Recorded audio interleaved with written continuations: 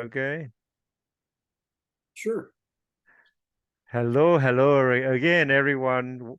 Welcome back to my YouTube video channel, my podcast channel for dentistry and medicine today. Today I have an awesome guest, Dr. Larry Taylor in the house. I really appreciate his time.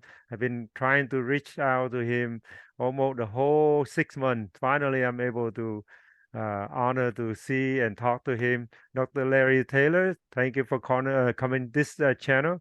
Uh, Congratulations, we finally able to make this podcast going through. Really appreciate your time today. Well, it's good to be with you.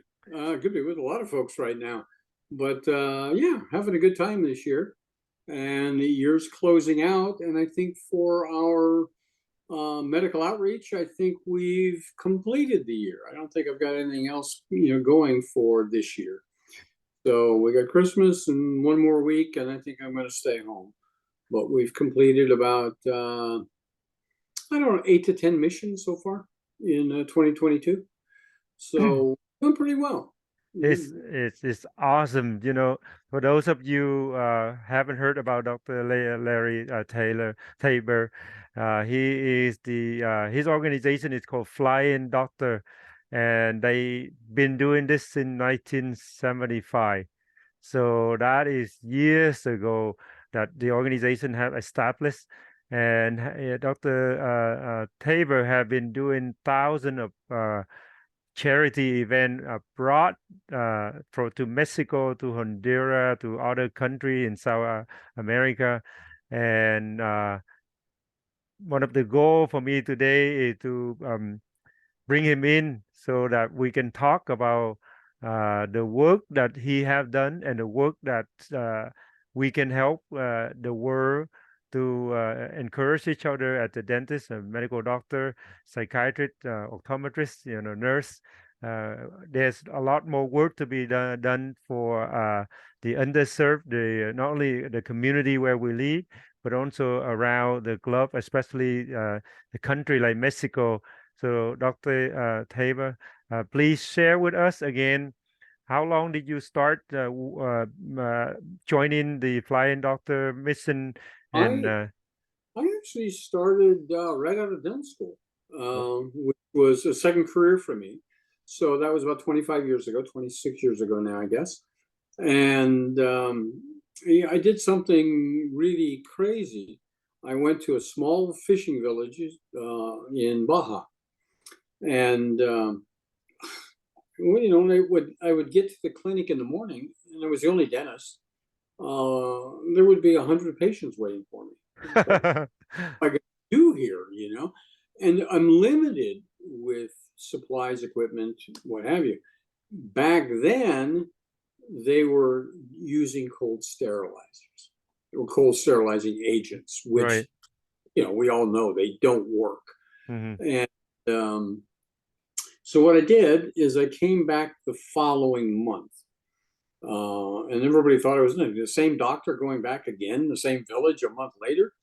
And I said yes, because I took out a tooth on a 17-year-old girl, a number 8, if I remember right. And because she was so badly infected, I didn't think anybody would be back to work on her. And we don't lose the patient. I mean, it was horribly infected. Wow. And so I made a decision right then and there. We needed to do two things right from the get go. One is we're bringing autoclaves with us somehow, even though we're riding in little airplanes. And in my background, you can see mine. That's my plane.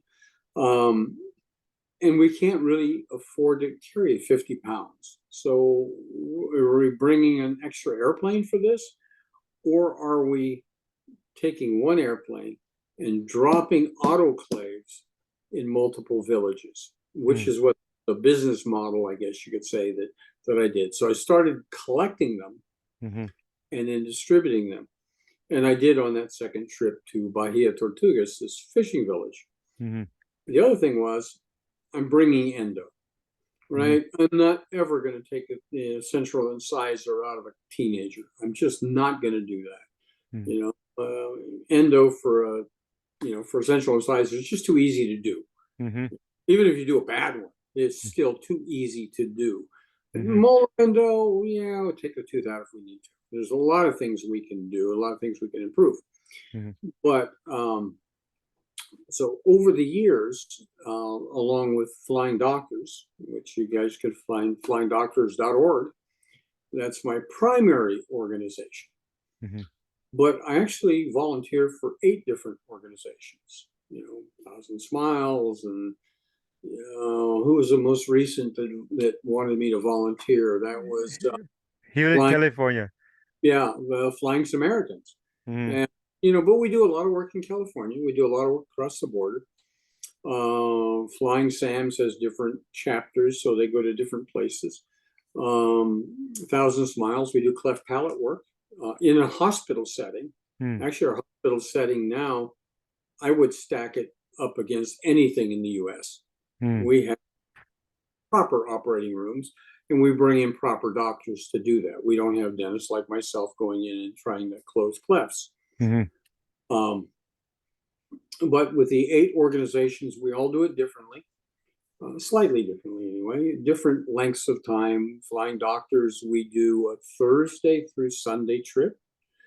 And over the years, the biggest change that I've seen, and it makes it harder to recruit, is when I started, we were all independent dentists. Mm-hmm. Right? We could steal from our own office. And the organization didn't supply anything. No filling materials, no bond, nothing. It just, the docs brought it all. Mm-hmm. Well, that model doesn't work anymore Mm-hmm. because the kids out of dental school aren't working for themselves. They're working for DSOs. They're working as associates. There are Mm-hmm. variety of job options open to them. Very few are permitted to, number one, take that kind of time off, the Thursday, Friday, Yes. and steal equipment out of the office without making the boss angry. Mm-hmm. Because we're bringing composites and bonds, and we try not to bring amalgam, although it's a great long-term filling material. Mm-hmm. Mm-hmm. Putting a filling in molar, amalgam is probably better. Yes. But we have to bring amalgam. Mm-hmm. We have to bring a triturator. Mm-hmm. And those are, both the material and the triturator are heavy. And we're in little airplanes. Plus, we still need all of our composites for the anterior teeth. Mm-hmm. So it became easier for us just to say composite everywhere. Mm-hmm. That's what we're going to do. Mm-hmm. So we tell the guys to be prepared. Mm-hmm. Now, over the years, all of the nonprofits have gotten to the point where the nonprofit supplies everything, right? Compressors at the villages. We have portable dental chairs that we're not carrying with us. We go to the village. It's there for us, and maybe we carry one box of consumables. Some amoxicillin, some 2x2s, those sorts of things to make it easier for the dentists that are working. But they still have to take a Thursday off because there's a travel day. Mm-hmm. If you're flying 1,000 miles, it's you're gonna be tired. You're not going to want to go to work. Although in some of these villages, you fly 1,000 miles, you get out of the plane, you go to the clinic, and you build it. Right? You take out of the box, put the chairs up, you spring hoses for the compressor, and so it's not easy. This is not for the faint of heart. But what we get back from these patients is remarkable. You feel like you've really accomplished something.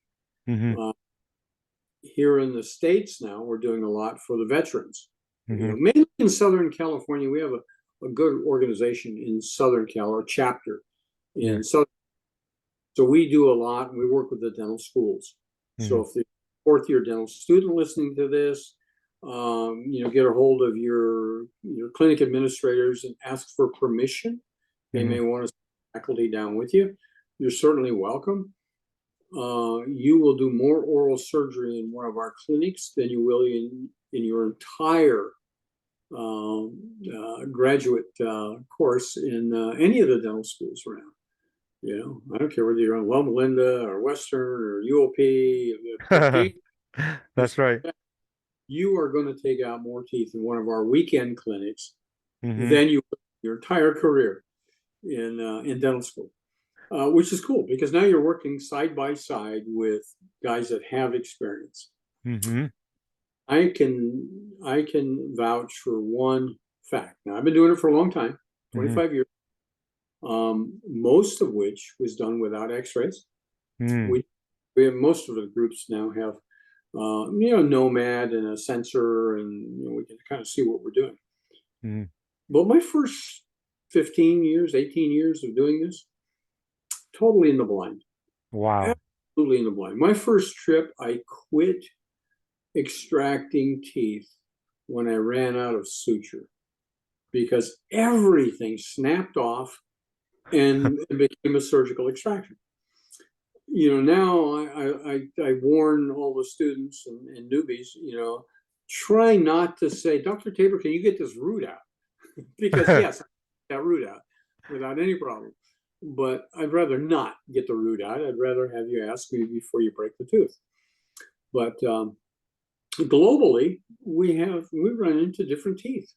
Mm-hmm. We run into Mexican villages where they're drinking water out of hyperfluoridated creeks. So now we've got very hard bone. We've got crystallized enamel and dentin and cementum. And you're going to take these teeth out. It's like taking a steel fence post out of concrete. It is hard. You need to be patient. How you do some of these things. But it did teach me patience, number one, and how to feel how that tooth is coming out. Just my last trip, a few weeks ago, I was down, and it was the cutest tooth that looked like a ballerina slipper because it had a nice little curve to the end. And the people around me are going, well, how did you get that out without breaking that little toe, the root tip? Mm-hmm. I don't know. I got lucky. I'm old and I've got some experience, but it will make you a better dentist. There's no question about it. You're working with the best of the best anyway. Mm-hmm. The docs that volunteer are the best docs you're going to find, and you're going to be mentored by them. Mm-hmm. You're going to have trouble, and you're going to ask one of them how to get out of trouble, and they're going to be right there for you. And I find that's one of the best parts, other than the camaraderie. Mm-hmm. I mean, we're not going to fancy places. We're not staying in nice hotels, and it depends on the group. I mean, some are fairly nice, but others you're not necessarily knocking cockroaches out of bed, but they are somewhat rustic. Let's put it politely. They're somewhat rustic, and but you're meeting each other for breakfast. You're having the community supply a lunch for you. You're having a nice dinner somewhere, and maybe some cocktails out on the pier, in a fishing village. There's always something that brings the entire group together. Mm-hmm. And plus, there's that little bit of excitement we get from flying in little airplanes like that one. We have to watch our weight and balance, and we have to do all of our safety things. And in my own case, I've been flying for 45 years, long before I became a dentist. 45 years. Wow. I told you I'm old. but yeah, I learned in my early 20s, learned how to fly. And it's been a passion of mine. My airplane goes to the south. It goes and does work. And I have two daughters that live in the Seattle area, so it goes north. If I ever turn west, I get wet. If I turned east, God only knows where I'd end up, somewhere in Denver.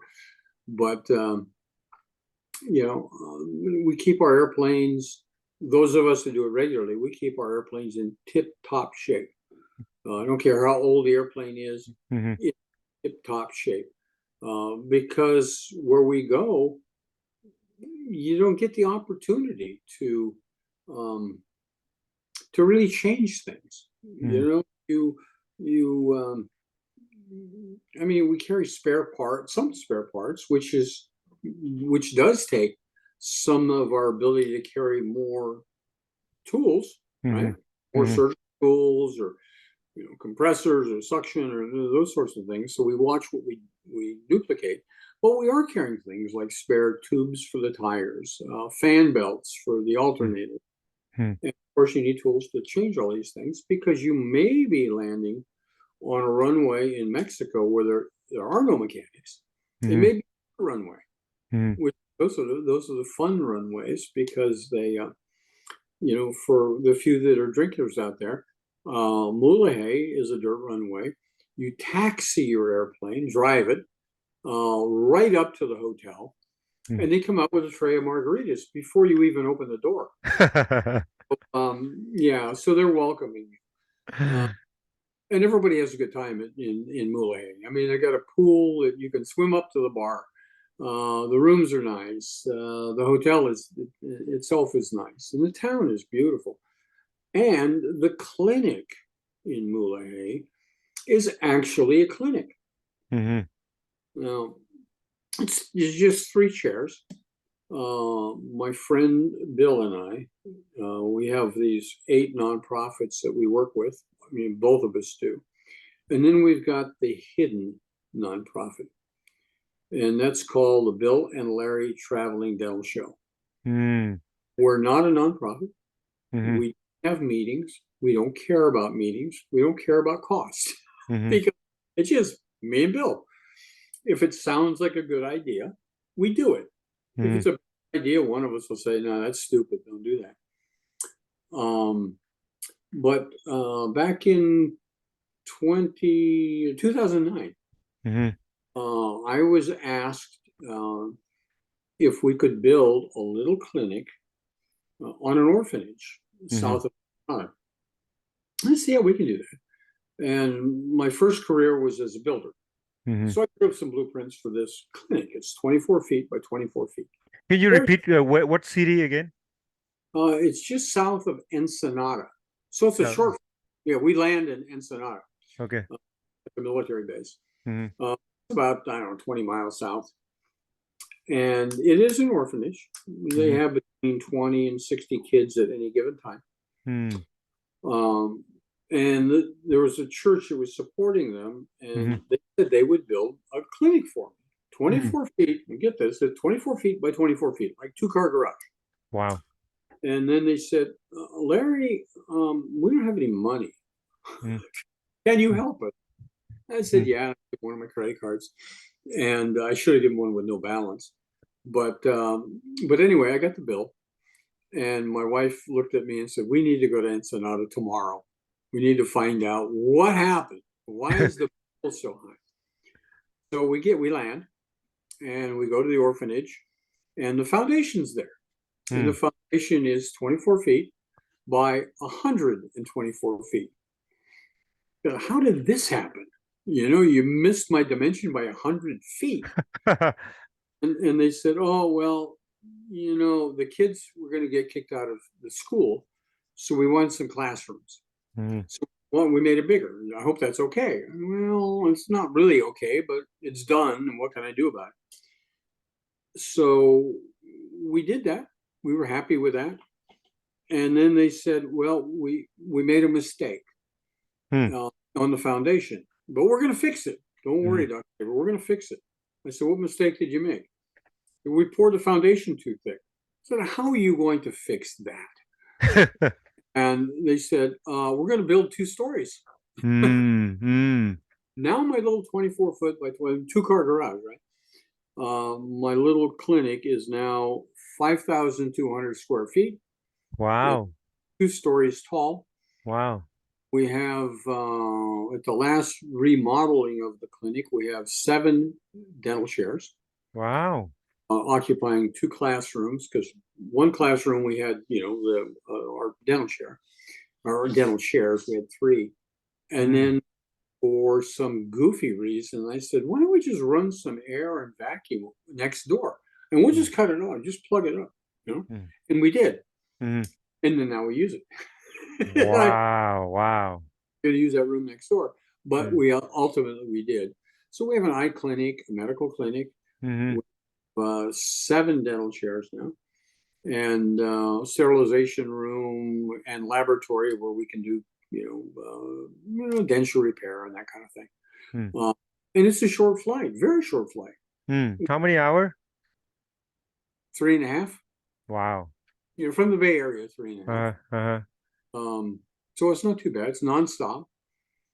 We land. We go to the best tacos in Mexico. Mm-hmm. I will tell you that. I took the Mm-hmm. mayor Ensenada Mm-hmm. to Poblanos. Mm-hmm. And said, Caesar, we need, now we're staying in Ensenada. I said, we need a taco stand as good. We don't have one that good. You got to come down here for that. So, so we stop and grab some tacos. We check into the hotel. Our clinic is set up, completely set up. Mm. We don't do anything. We just go to work on Friday. We Mm. land on Thursday. We check into the hotel. We have a nice meal. And we go to work on Friday, kind of cleaning and adjusting things between 8 and 9 o'clock. And the patients start coming in with appointments. Mm-hmm. Know what we can do now. So we either work on the folks in the village, Mm-hmm. the kids in the orphanage, and it's all rewarding, man. It's just a lot of fun. Um, we all feel like we've accomplished something at the end of the trip, and we do some pretty good work, and we have some. I mean, the most complicated case I think I've done Mm-hmm. was not on a normal patient. It was on a one of our local Mexican folks Mm-hmm. that help us with the clinic. So they put signs up about free dentistry, and they Mm-hmm. check the kids at the orphanage and what have you.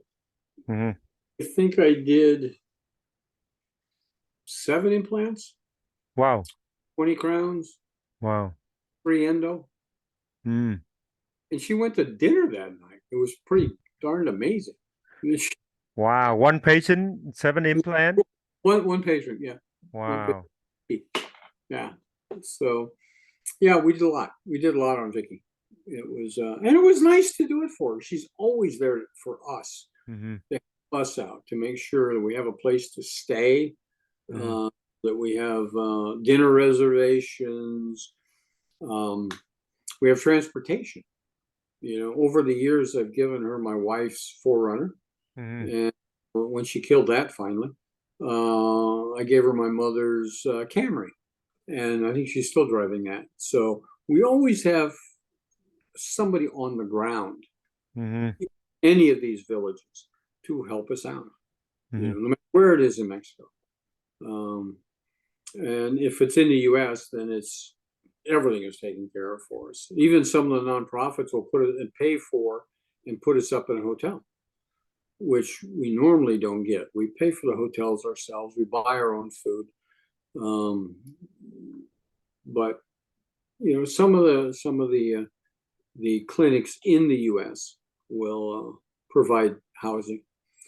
It's decent, it's not the top of the line, but a Best Western or something, along that line. It's Mm-hmm. kind of nice, when we tell them, you guys don't have to do this for us. We're used to paying our own way. Mm-hmm. The one thing about volunteering in Mexico, there is a financial cost Mm-hmm. to years. It's typically $400 to go to a village. Mm-hmm. I know when I fly and I go to the furthest village possible, it costs me about $2,000 to get that airplane down there and back. And, You and I you mentioned about a 1,000 mile. a That's thousand. That's a long one. That's yeah. that's really unusual and very long. It's 996 miles from my airport to theirs. So and then the cost of gasoline is tremendous. Oh, it is. You figure all the costs for the airplane are about $1 a mile. So it's $1,000 down, $1,000 back, and I just absorb that Mm, myself. mm, If it's a team going down and the airplane holds 4 people, mm-hmm, um, and everybody pays the same for, including the owner of the airplane, pilot. mm-hmm, mm-hmm, Um, in our case with Flying Doctors, everybody puts in the $400, so there's $1,600 in the pot, and maybe it's a more economical plane and it doesn't cost that much, or the pilot's willing to absorb it, or Flying Doctors will reimburse that shortage. But the government, the FAA, has very, very strict rules on how we flight cost share, and we mm, have to follow those rules. Now, I don't violate those rules. Personally, I just do it differently.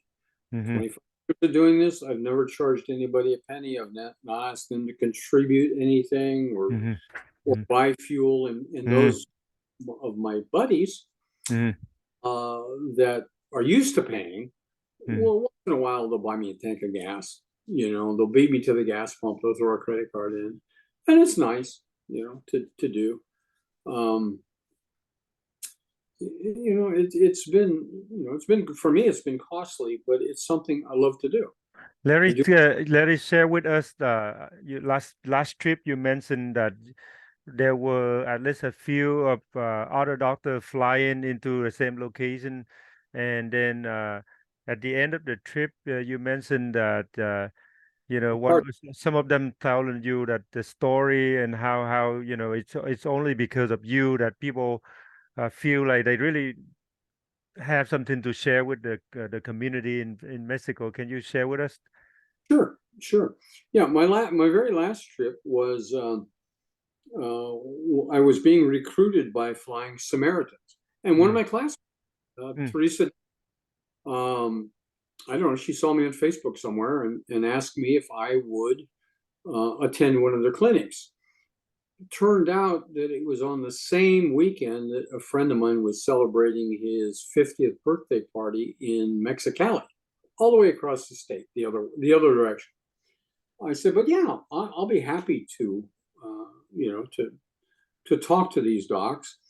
And so I did. I flew down.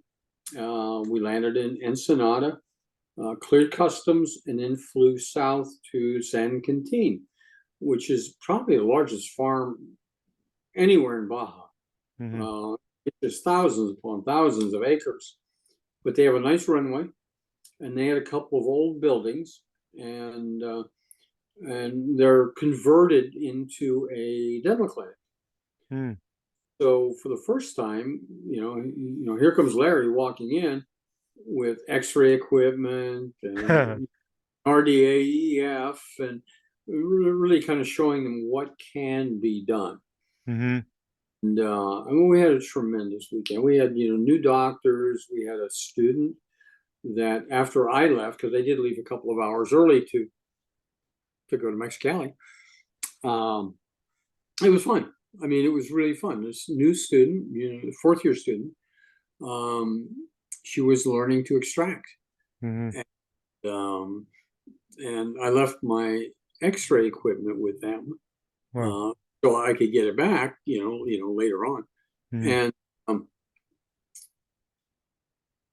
they couldn't appreciate the value before of, no, well, we can do this without X-rays. Well, mm-hmm, you really can't.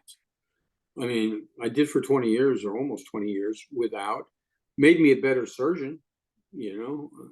People will go, I can't get this tooth out, and I'll walk over and it'll be 10, 15 seconds, and here you go, here's your tooth.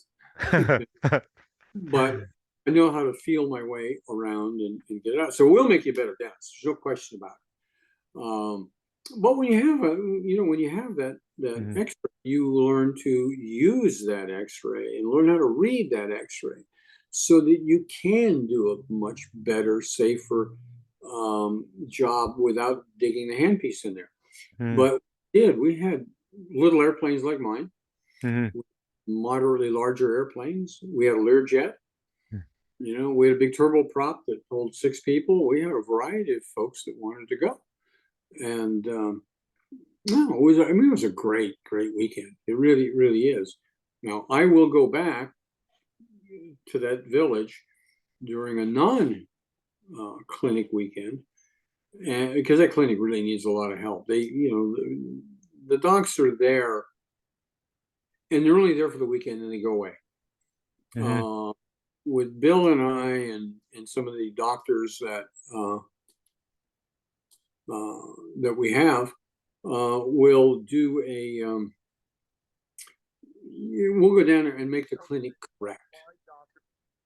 Go ahead, Oh. Larry. I'm gonna share the quick video later for the audience. So. Oh, okay, Yeah. real good. Yeah. But he and I will go down there as carpenters, and we'll lay out what that clinic needs to make it efficient. What we won't do is give them, $15,000 or $10,000 worth of digital X-ray equipment, because it comes out of our pocket. It's going to come out of. Oh yeah, I remember that clinic. We built that clinic, and as much as I dodge publicity, the reporter on this one cornered me at the end of the trip. But we'll go down. We'll make that clinic very, very efficient and more comfortable for the dentist to work. We stayed in a really nice hotel. It was right on the ocean. Good food, nice breakfast. Went to work. Everybody was happy. Patients knew we were coming. Most of the procedures in that clinic were surgical, which is a little different, but they're transient farm workers. Well, there I am. I'm trying unsuccessfully to dodge the reporter. Larry, this is were in Mexico and in California. This one. This one is in. It might as well be in Mexico. It's actually in California. It's in a little town called Mecca. Along the Salton Sea. So if you see water in the background, that's not the Pacific or Sea of Cortez. That's actually the Salton Sea that's been in the news quite a bit lately. But and these are all farm workers, that are across the board. And we try to keep it as clean and as healthy as we can. We keep the aerosols, between North Shore Yacht Club. There are no yachts and there's no club, but it's how we work. You learn to improvise. There's usually one experienced doctor on the trip. That's just the way we do things, and it works. It all works. But this one right here, Larry, just want you to talk about this one right here, this video. Well, that's in somebody's airplane. It might be mine. No, probably in Bill's, actually. Where we? Let's see. What town are we in? I don't even recognize that. I think we're in Bill's. It's got a gray interior. I think it's Bill's. Yeah, it's Bill's airplane. Okay. I don't know where we're going. After 300 trips, they all look the same. Let's see. We're tying down to Sticks, Bahia Tortugas, maybe. Watch the runway for foxes. Look at that, so beautiful. Oh, it is. It's I have to admit, it's a beautiful, beautiful country. It really, really is. Oh, San Ignacio. Yeah. I can remember landing there the hard way. It was a nice village to work in. And there you go. The town is providing transportation. It could be the police who are giving us the ride, but it's all well and good. We've got a clinic there but you can see all the equipment and supplies that we bring. And there's the military that are helping us do that. Is that the know, clinic? Is it the clinic where you were talking about, or another no, one? one that I built, no, there's Wayne. Is that Uh, is that Bill? I just saw somebody. no, no, that guy is Wayne McClellan. Hmm. He's usually our videographer and our eyeglass optician, Mm-hmm. dispense eyeglasses. And so it all works. And it looks like we donated a wall mount X-ray machine and a little tub for dipping X-rays in, a little dip tank. Mm-hmm. That you can see we've got a Statum there. Yeah. And, yeah. So it's it's all fun. San Ignacio is a great little town. It's a little oasis Mm-hmm. in the middle of what looks like a moonscape, but there have to be 50,000 date palm trees Wow. that Franciscan missionaries, brought over and planted. Mm-hmm. Yeah, it's all unique. Every trip is different. Um, so we You got s- a you dental. said you said you done more than 1,000 trip around the uh. No, I've done about 300 trips across the border. I Mm-hmm. do about, I don't know, on average, maybe 14 trips a year. That's amazing. That's like almost like the whole month. Every month you go in. Every month I do one or two. Yeah, Wow. last month I did two. That's Uh, that's amazing, Larry. it's fun. Mm-hmm. There's John Boki out of Reno. Mm-hmm. Uh, yeah, it is a lot of fun, and if it wasn't, believe me, I wouldn't be doing it because it's a little spendy ordeal, but it's rewarding. Mm-hmm. People will ask me after all these missions, 300 missions and 25 years of doing it, Mm-hmm. do I still get as excited for doing these trips that that I did in the beginning? Mm-hmm. The truthful answer is no. In the beginning, I thought I was saving the world. Mm-hmm. Well, you're not saving the world, but you Mm-hmm. are making a few people better. There's no question about that. Mm-hmm. But the joy that I get now Mm-hmm. is watching new volunteers Mm-hmm. going through what I did 25 years ago. And they can't wait to come back. Mm-hmm. You know, I needed an extra pilot. We did a trip to a little fishing village on the Mexican mainland called San Pedro de la Cueva. Mm-hmm. Any bass fishermen that happen to be listening to this, it's world famous for its bass fishing. Mm-hmm.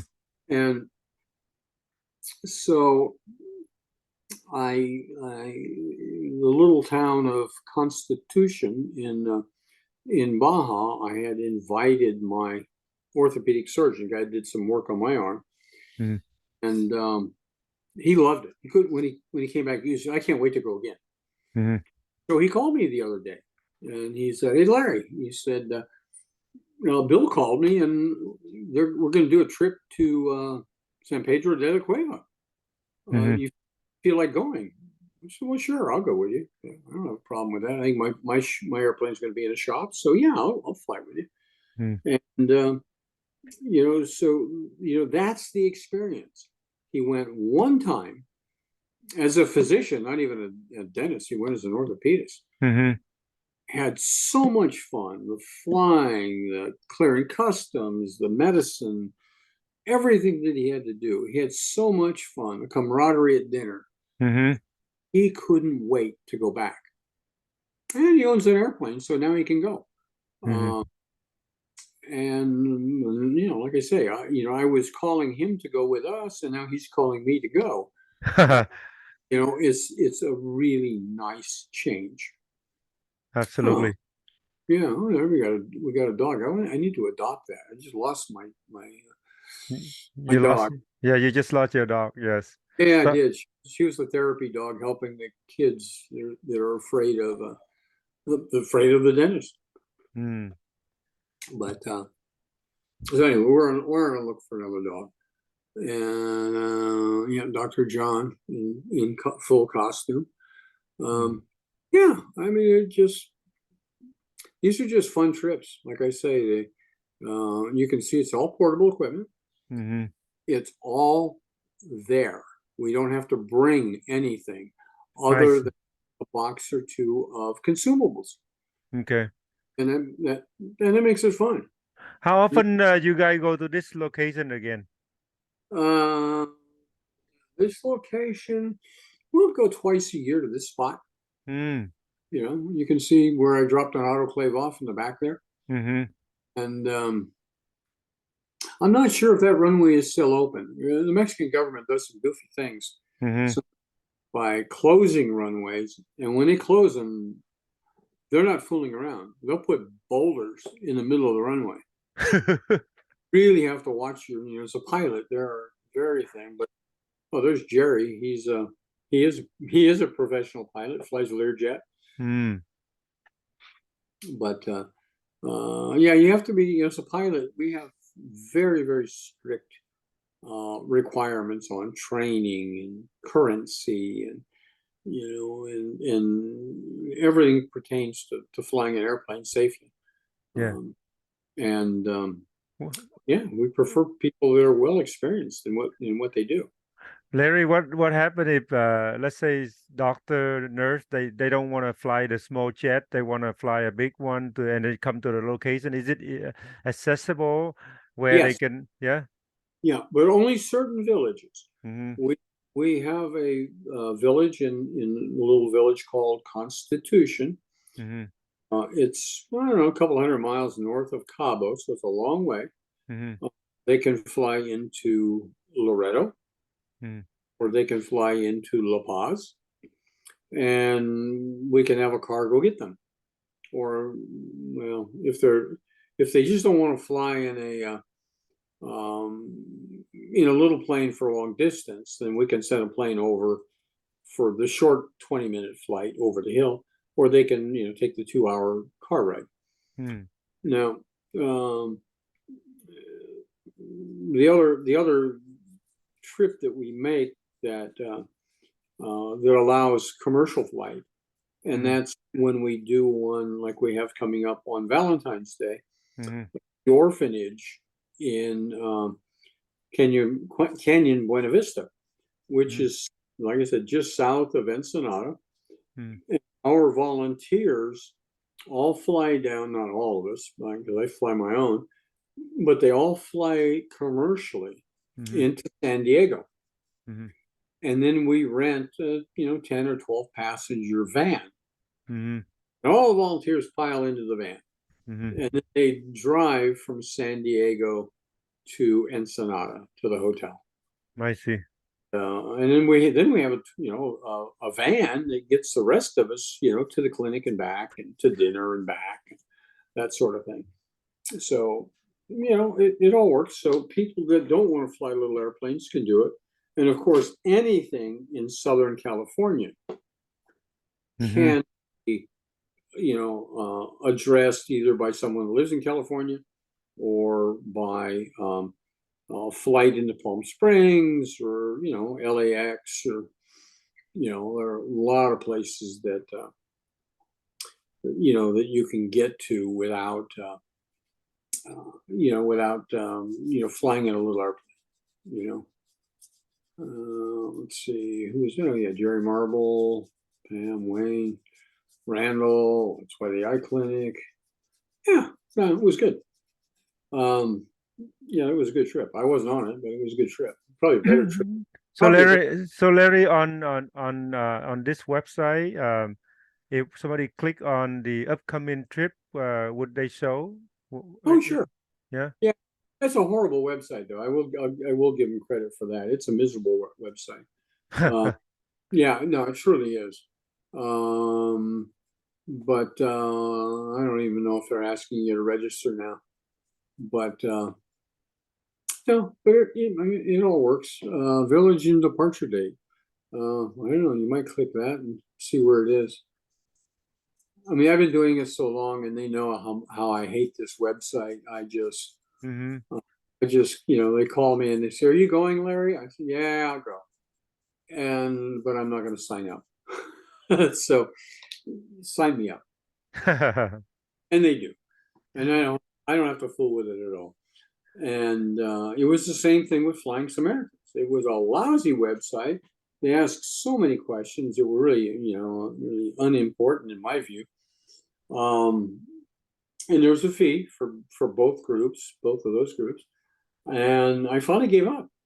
Yeah. And I said, I'm not, you want me to go down there? I'm going to go down and I'm going to examine your clinic for you and evaluate your clinic and come up with some drawings and budgets and what have you to fix your clinic. If I can't go because I can't get through your website, I won't go. Right, right. And then the response that I got back was, "Oh, we don't want you to worry about that, Larry. We will have it where all you have to do is put your gold-plated thumbprint at the bottom of it." I said, I really don't care.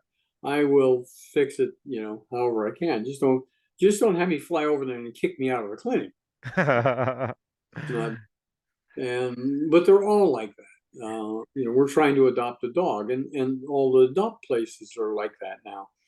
There's so many questions that the dogs don't get adopted, and these nonprofits are that way, where we ask so many silly questions that nobody wants to join. And it's like, come on, Bill and I have been the most successful nonprofit there is because we're not a nonprofit. We built a building there. We built a medical building in, I don't know, a little village somewhere. We built a water system for an entire town. Now, we haven't had one board meeting because we don't have a board. We just, hey, Bill, sound good? Santa Catarina doesn't have water. You think we can build a water system? Yes, we did. Bill and Larry. Wow. But it's fun. It is fun. People are great. I mean, and people are great all over the world. We do go to tough places. We go to Haiti, and that's tough. They'll bring patients on stretchers into us. And we got to figure out some way of pooling our resources and money and getting them to a hospital. Go to Guatemala, Nicaragua, Belize, well, you name it, in Central America. We've been there and done that. I'm not real big on that model because we're down there for a week. So you think we do a lot of work, and we actually do. But we won't come back to that village for 4 years, 5 years. We're not doing any good. We're taking some patients out of pain, and we're putting some patients in pain. And what I had learned over the course of time is because my first airplane was slow, very slow. I would go to a distant clinic, Bahia Tortugas being an example, or San Ignacio, the one that you just showed, far, far away. I would go there, I'd do a clinic. But because I go once or twice a month, I don't want to make that flight again. It's a long, tiring flight. So I would go to the orphanage in Ensenada. Nice short flight and get in, see the kids or see the community and get out. And then I would go to another long trip somewhere. But I would come back and I'd go back to the orphanage. And that was nice. And what I came to realize is because I was hitting the orphanage more often than any one of the villages we go to, our message stuck. Brush, floss, keep them clean. And it turned the village around. Instead of doing all surgery, now I'm doing all restorative work. And we have a big clinic that we do in Indio down by Palm Springs. And we were discussing our patient count one day and noticing that our patient count was declining over the years. And I'm trying to figure out, well, why? What's going on? Why are we seeing less patients? Are we less efficient, or what are we doing? And then I started looking, because we do keep a log of everything that we do. Mm-hmm. We had gone from 2 extractions and 1 filling to 2 fillings and 1 extraction. But I can tell you, I get a tooth out a whole lot faster than I can fill it. Mm-hmm. That's what was happening to us. Is we're talking about a community that maybe has 300,000 people in it, Mm-hmm. and converted that population from only going when it hurt to going to the dentist to maintain what they have. Mm-hmm. And the kids, when we interviewed the kids, Mm-hmm. was simply, they don't want to lose their teeth like grandpa or like mom or dad. They want to keep their teeth, and they know by keeping them clean. So here it is, we're talking Southern California, and we're turning a big community around. And that one I have been doing. I've been doing that clinic for 25 years, and we bring about 40 dental chairs in there now. We started, oh gosh, I think on the 3rd event, I was the only practitioner of any kind Mm-hmm. at the event. And here we are 25 years later, we're doing 40 dental chairs at a time, and maybe 6 MDs, and full-blown eye clinic from Friends in Sight, the Lions group. So Larry, you have a Yeah, lot of experience about going to the same place, and you found that it's really good idea to be at the same place. That way we can turn around from emergency into restoration and education and prevention. Uh, sure. what other suggestion would you advise the people like us in California? We doing yearly. Are we? Do you recommend us to do the same thing, go into the same location, Yeah, establish the clinic, and build the relationship of the community and work it through to help the underserved community? That's the way to go, rather than just jump around everywhere. absolutely. Absolutely. Because in India, as that clinic has grown, um, and some of it's just selfish media being, getting media attention. Hmm. We've got a congressman down there, Raul Ruiz, who I've known since he was in med school. He's Hmm. now, but the cameras follow him around like he's a puppy dog. And, uh, but we're on the news every night. We're down there, and for many nights before we even arrive. So the community knows it. And Flying Doctors is a catchy name, right? So so the community does know us. They depend on us. Hmm. For some, we're the only um, help they're going to get. Uh, and now it's a little bit easier, because we can steer them to, like our veterans groups, we can steer them to help. But I'm telling you, when Flying Doctors comes to town, they know it. Everybody knows it's on TV, it's on Yeah. radio, it's Yeah. everywhere. And so we can help that community. If we do a clinic, in I don't know, maybe the outskirts of Bakersfield, not quite so much. Although we do have some groups out there now, the Tsuchi Buddhist group is operating out of Fresno and doing a lot of excellent work, and Mhm. big, nice clinics, and so forth. Um, but yeah, by hitting the same community, you're actually putting a dent in it. And you can do smaller clinics because the community kind of knows it.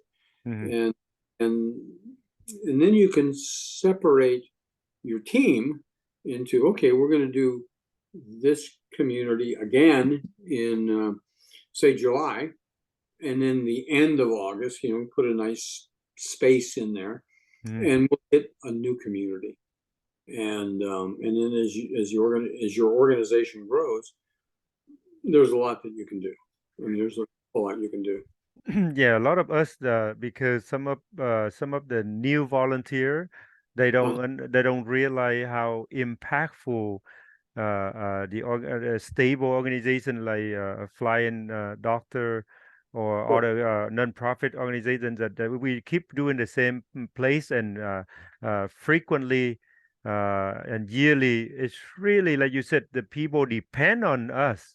We don't realize that they really depend on us. They waiting for us to come to That's arrive. You know? yeah. Yeah. You exactly right, and that's one of my issues, my personal issue with our CDA Cares, program. Although I've been a member my entire career and really support the CDA, Hmm.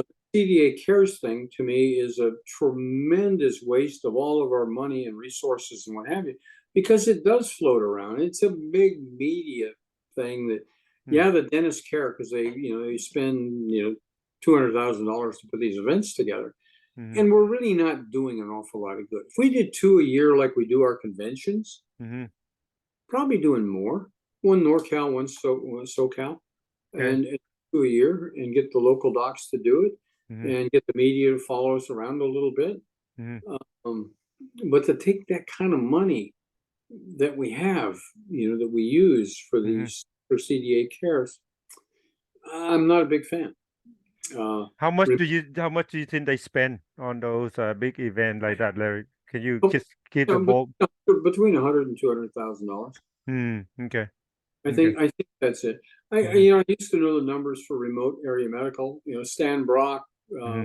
who started that group, a Hmm. friend of and we had a little difference of opinion, and I really liked his model. Hmm. Although when it came to the clinic side of it, I didn't like it, and he knew it, and Hmm. I appreciated what he was doing. He wanted to bring the health crisis in this country to Congress. Hmm. He thought he could make affect a change in the way the government handles this need, this tremendous need we have in the country for medical and dental care. Who is that? Who are you talking about? Stan Brock with Stan Brock. remote area medical. Hmm. Um, and Stan every year would get up before Congress and say, we got a problem, and show videos and slides, and really never made much of a change. And and I told Stan, I said, there's still a few more humane ways we can do this. We don't need patients in line at midnight to enter the following morning. He said, but Larry, we do. We need to film that line at midnight, because that's how I get Congress to listen to us. I can't argue with that at all. It made perfect sense to me. Hmm. It's not what I do. And so when I would work one of Stan's events, remote area medical, I would be the guy out there at midnight. And I would walk up and down the line going, hey, who's got a toothache? If I found somebody in dire pain, even though the clinic was not open, Hmm. the time it did open at 7 in the morning, 6 or 7 dental chairs had already been used, because I would pick these people out of line. I'd go there and take their tooth out, Hmm. and leave that chair, the dirty chair, for somebody on the team to come clean. And I grabbed somebody else in line. And I just did that from midnight to 3 in the morning, and then I go get some sleep. Um, but every organization is different. The Sioux Chiefs Foundation now, Hmm. what they're doing is they do a day before pre-screen. They'll Hmm. get they'll get one of us to come in the day before, and it's just a mass screening. What do you need? What do you need? The patients tell us, we tell them, and we give them an appointment. And So that's the good suggestion too, correct? It's good idea, right? and they come back the next day. They know they're in the 8 a.m. to 9 a.m. group, Hmm. and they'll show up, and then we'll look, and we don't have any patients. Hmm. We'll go grab a cup of coffee, but shortly thereafter, the 9 to 10 a.m. group will come in. And that's a little more, humane way of doing it. Hmm. But the videos aren't as dramatic as seeing that line at midnight. People are shivering, they're sleeping on the sidewalk. Larry's walking over to DVS and buying every blanket they have on a shelf. So, so I can pass out what I can. So But Larry, we have a couple minutes. I want to ask you a couple questions.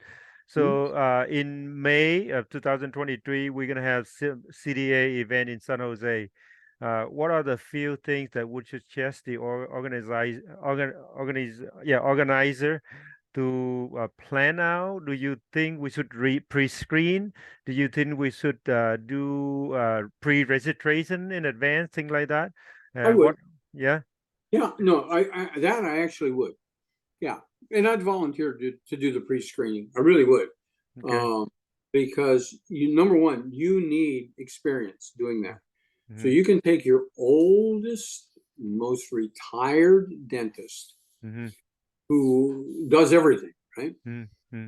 And put them in the triage, at the triage line. Mm-hmm. And I throw myself in that same group. I'm older. I've Mm-hmm. done it a long, long time. I know what you can do in a clinic, Yep. in a clinic environment, right? Yep. Yep. Most of the patients, they open up and you go full mouth rebuild, close and go. It's not going to happen. Mm-hmm. It's not going to happen in our clinic.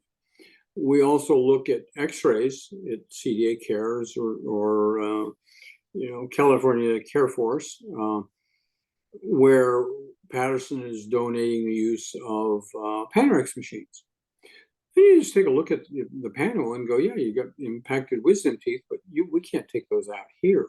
Mm-hmm. Some we have oral surgeons, and yeah, we can do a nice job on a lot of impacted wisdom teeth.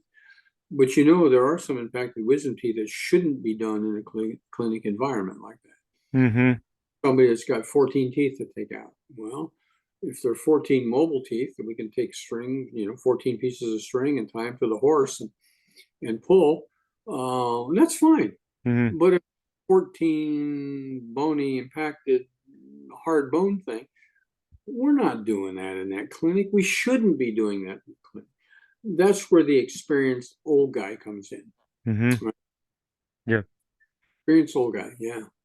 Yeah. EOG. I'll be the EOG. Because there are limits to what we're going to do. Right. You look at a tooth and you go, that molar needs endo. We're not going to send it over to a student. So most of my designs on treatment, Mm-hmm. because we've all got our own form. We don't have, we have our own form. And mine has hygiene only, full DDS, Mm-hmm. and DDS student. Mm-hmm. I'm not going to send a wisdom tooth to a dental student. I'm just not going to do it. Right. Right. If it looks like, like it could be a dental student, Mm-hmm.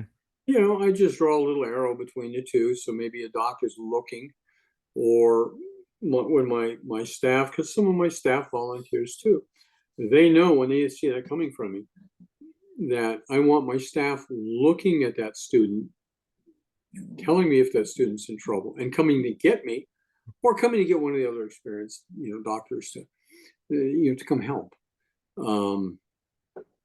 It's nice. It's just it's a good way of giving back to the community, and we need to find ways of getting more of our colleagues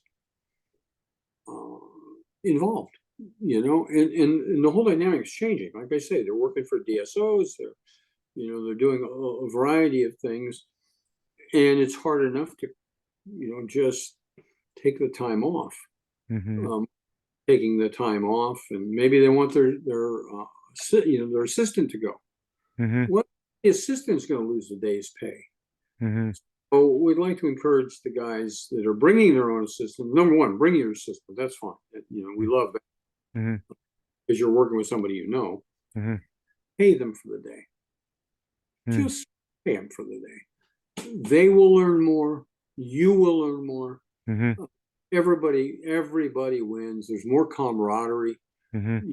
You'll know if you're an artist fisher, if you're an RDA EF or EF2, you know what your doctor likes. Now, this is an opportunity to find out what he likes to drink and what he Right. likes to order for dinner. Right. Things we normally don't get that opportunity to experience. Absolutely. We have a few teams that come from the Portland area Mm-hmm. where the doctor brings the entire staff. The Wow. hygienists, because the hygienists are EF2s in Oregon. And so they can place fillings. They don't place them very well, but they can place fillings. But they come down and they don't stay with us, but they stay in a fairly nice hotel.